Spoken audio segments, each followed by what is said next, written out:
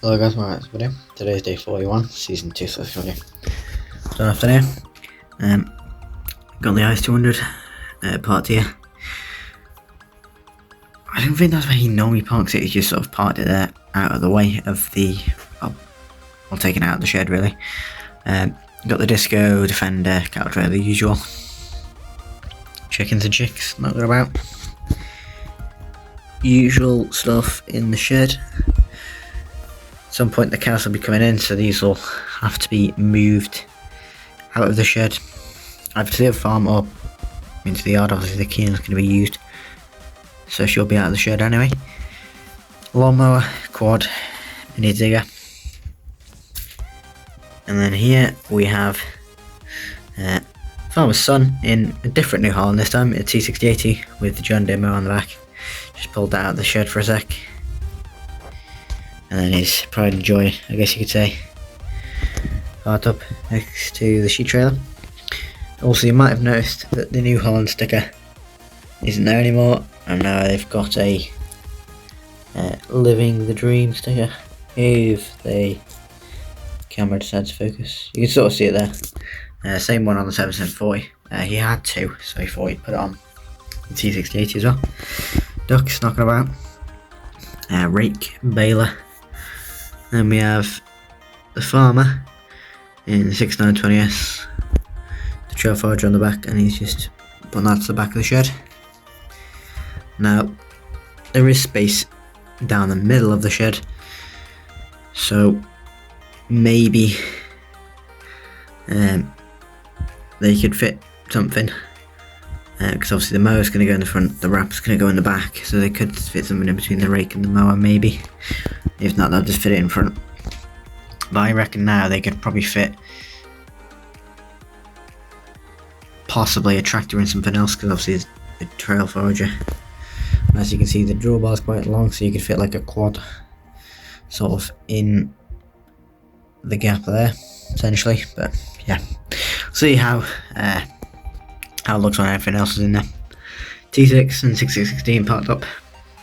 Now the 6616 is going to be moved at some point. Crazy, I know. Seems like she never leaves the shed ever, but only to get access to the hedge cut, because T6 is going to be first spreading, and then he's going to go on to the hedge cutting for people. So it's the only time she's really going to be moving, if I'm being honest. Telehandler, I don't know if it is true, but I've heard that the telehandler might be being taken off at some point. And sort of being spruced up, as when they bought her she wasn't in the best condition, so we'll see if she does go off and what she looks like afterwards, because I don't really know what she's missing, to be honest, but all I know is she's missing the exhaust, so it should be a curved one, whereas it's just nothing, so yeah. That's all I know that's missing from it, but maybe there's more. But yeah, she wasn't in the best condition when she bought.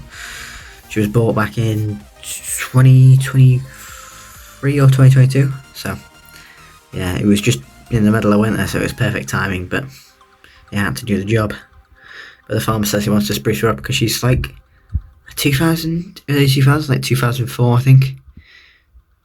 Might be wrong, might be older, but yeah, she's looking a bit rough. Make her look a bit more brand new. She doesn't need a respray because she had one right before she was sold. So there's the trailer, bale trailer, hurdles, and the back for the bale trailer. Now I don't know if the farmer really even needs that because it's never used ever. So like, it's handy to have, but I doubt it's going to be used anytime soon. So he'll probably sell that. But he would like to sell it. If he sells a bale trailer, he'll sell that with it, because obviously he doesn't need it. Sash parked up, unfortunately. She'll have to be put away in the shed, I imagine, at some point. And the buck rake, obviously, and double bale lifter with the bales.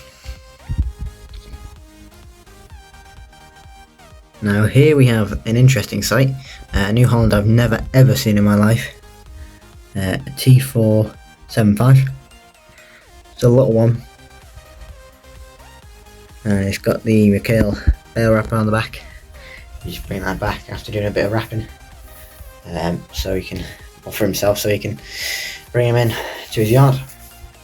Save having to keep him in the shed. So he's just dropping that in. I'm surprised it was able to pull it, to be honest, because if you look at it, the wrapping looks massive compared to it. But yeah, I've never seen this new one before ever. Not to my knowledge, anyway. But yeah, not a bad little tractor. I believe it has a small holding anyway, so it's a small tractor. A yard scraper, tie in the bucket. IBC, usual stuff, yeah. Like I said, the Marshall Box Pro is going to be coming out soon. Cow bale spikes are also going to be used for the bales on the top. IBC possibly will go back to the other farm, and the yard scraper will obviously be used for knocking out the sheds. So most of this will be, well, most of the kit you see is all sort of part that will be used at some point in the winter. Because obviously, like, the stuff in that corner is like the summer stuff, so that won't be used until summer, obviously. And now everything else is just sat there, will then be used again. So yeah, just a shame the 6616 doesn't get out much, but she does tend to in the winter, apparently. I just tend to miss it, so yeah, but according to the farmer she does, so hence why she's still here, because I imagine he would have sold it. Sheep enjoying themselves in the field. The farmer was saying that the grass is getting quite low to the point that he might even start giving them bales. He said he's going to try not to. Obviously, if he sees that the fields are struggling and the sheep are barely eating anything, then he's going to have to do something. And obviously the cows are, I think, they should be 2 to 3 months into their pregnancy right now, so the lambs aren't even, the ewes aren't even pregnant, so and the cows will obviously go in. It does seem like the farmer is set on the cows going in the sheep shed, keep the sheep out longer, have them in both fields, and then swap over when the sheep come in for lambing, so that'll be sometime in January, he said. So that'll be the cows in that shed, because I don't think they've ever been in the shed where the sheep are in. They've always just been in a shed or a pen in the shed. Yeah, they're mainly the sheep have their own shed. Then again, there is more of them. Obviously the cows are a lot bigger, so yeah, but they're enjoying themselves there.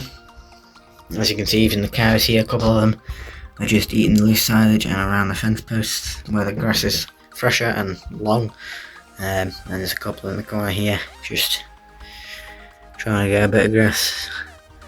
As you can see, the grass is a bit longer around the fence post than it is the field itself, especially near the gateway.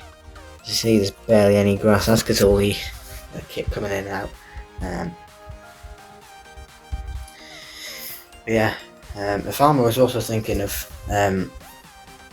either getting some gravel or getting the mini digger and getting some loose gravel off there and there, just to sort of put on the gateways if needed. Obviously, if he already has the gravel, he doesn't have to buy more.